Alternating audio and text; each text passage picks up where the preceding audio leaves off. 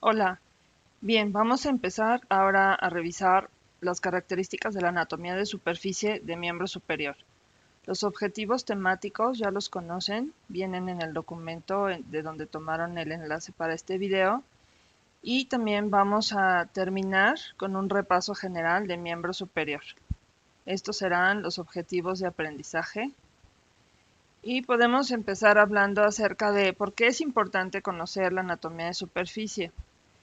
Resulta que tenemos que conocer las características profundas de las estructuras de tejidos blandos y tejidos óseos para poder hacer una exploración física adecuada. Entonces, por ejemplo, podemos pedir al paciente que mueva sus miembros superiores de formas específicas para conocer la amplitud de los movimientos y para saber qué tan amplios los pueden hacer y si los pueden hacer de manera correcta. Por ejemplo, cuando queremos conocer las características de la inervación o de los músculos, si están en buenas condiciones. Por ejemplo, en el caso del manguito de los rotadores, le pedimos al paciente que eleve el miembro superior y qué tan arriba lo puede llevar.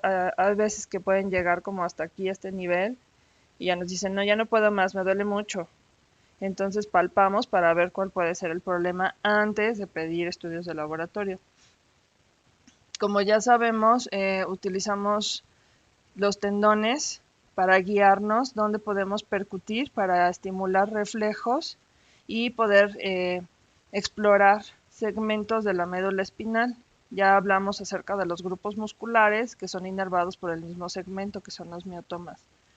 Los vasos sanguíneos los utilizamos, por ejemplo, para tomar muestras. Seguramente les va a tocar que les pidan que tomen una muestra en la fosa cubital, o seguramente les han tomado ustedes muestras. Entonces tenemos que conocer también las características de anatomía de superficie, primero para identificar y delimitar la fosa cubital, y luego para ver más o menos dónde podemos encontrar la vena y tomar esta muestra sanguínea. Y finalmente los nervios pueden ser, se pueden atorar o pueden lesionarse cuando están relacionados con estructuras óseas anormales o en el caso de golpes. Por ejemplo, este es el hueso de la risa, ¿no? Cuando te pegas en el codo y pues lo que pasa es que te estás lastimando en el nervio, en el ulnar. También entonces tenemos puntos de referencia óseos y músculos en la espalda, que serían para identificar en dónde se encuentra la escápula. No necesariamente tiene que estar la persona súper flaquita para poder identificar sus bordes. Podemos palparlos también. Por ejemplo, el borde medial, el ángulo inferior, el borde lateral de la escápula se pueden palpar e incluso a veces se pueden observar a simple vista. La espina también es muy fácil de palpar y si seguimos de manera lateral podemos encontrar el acromion. El borde superior de la escápula no se puede palpar porque está profundo al supraespinoso. Este no lo podemos palpar tan fácilmente. ¿Por qué nos interesa identificar estos músculos de la fosa infraespinosa y supraespinosa? Ya hablamos del manguito de los rotadores y además también podemos identificar estos espacios que habíamos mencionado en la parte de hombro por donde pasa, por ejemplo, el nervio axilar.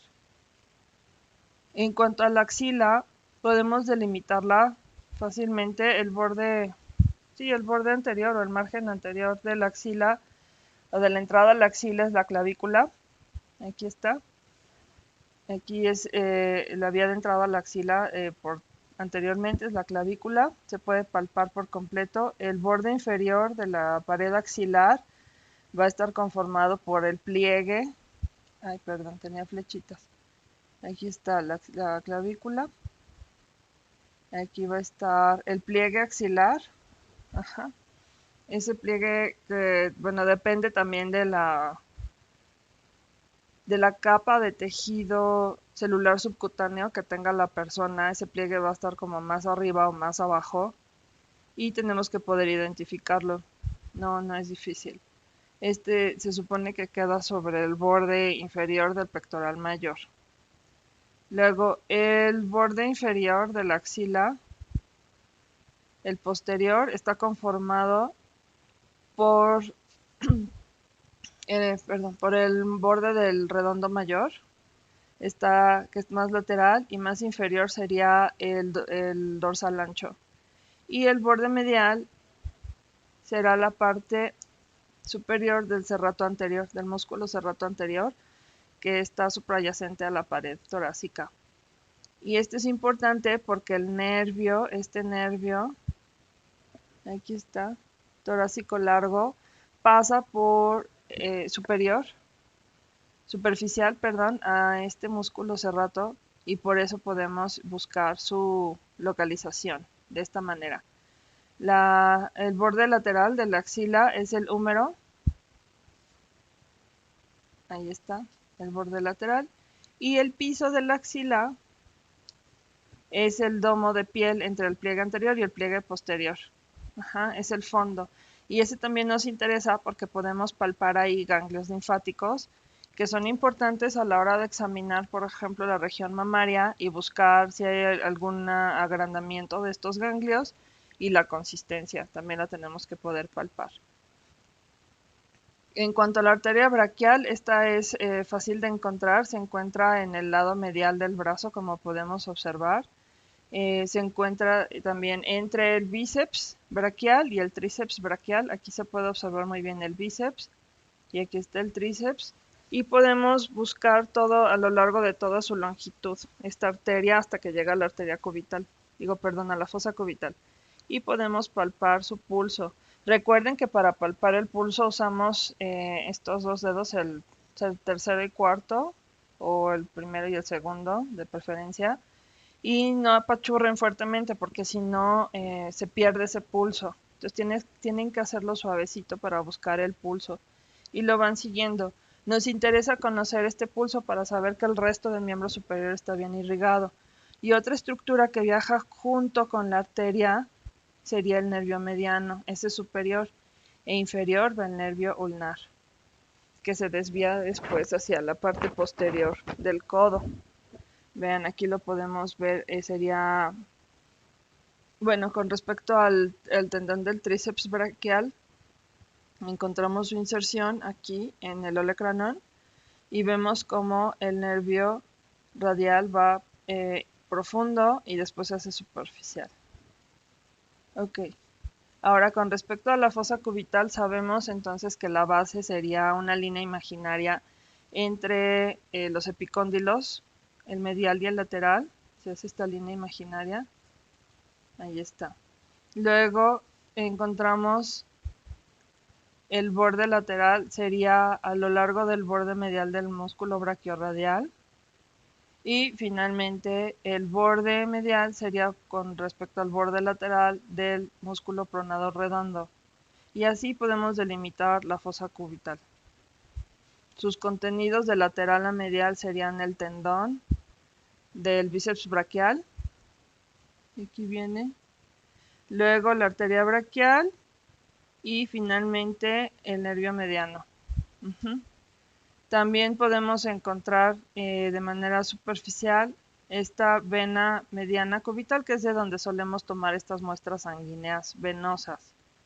Y recordemos que el nervio cubital o ulnar pasa por detrás de esta protuberancia ósea, que es el epicóndilo lateral, y el nervio radial viene medial, anterior al codo. Luego en el antebrazo podemos observar estos tendones y con base en los tendones podemos saber más o menos a qué nivel tenemos vasos sanguíneos. Entonces el más prominente es el tendón del palmar largo, pero tienen que tener cuidado porque hay gente como yo, creo que aquí se ve, que no tenemos, pero bueno, tengo como un hueco, ¿no? Entonces por aquí iba a venir el tendón del palmar largo. Es una cosa de evolución. Luego, con respecto al tendón del palmar largo, que está como en la línea media del antebrazo, entonces en posición anatómica vemos lateral está la arteria radial y medial está el nervio ulnar. También podemos ubicar el flexor cubital del carpo y el tendón sí, lateralmente el tendón del flexor radial del carpo. Y además también podemos ubicar dónde está este huesecillo, el pisiforme, y la eminencia hipotenar, así como la eminencia tenar. Ajá. Y en la parte dorsal podemos ver el extensor, sería más medial, el extensor ulnar del carpo y el extensor, el tendón común del extensor de los dedos. Este sí se puede incluso palpar y vemos cómo protruyen estos tendones, ¿no? Uno para cada dedo. Ajá. La tabaquera anatómica con sus correspondientes límites, que es súper importante.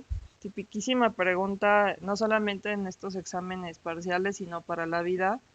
Y la relación de la arteria radial con la tabaquera anatómica y el inicio de la vena cefálica. En la mano lo que encontramos sería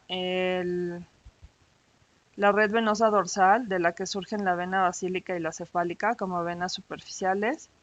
En la palma de la mano esta red arterial, o más bien el arco palmar profundo, de donde surgen las ramas digitales, la eminencia tenar e hipotenar, y la relación con los diferentes nervios, ¿no? Y este retináculo que sería el flexor.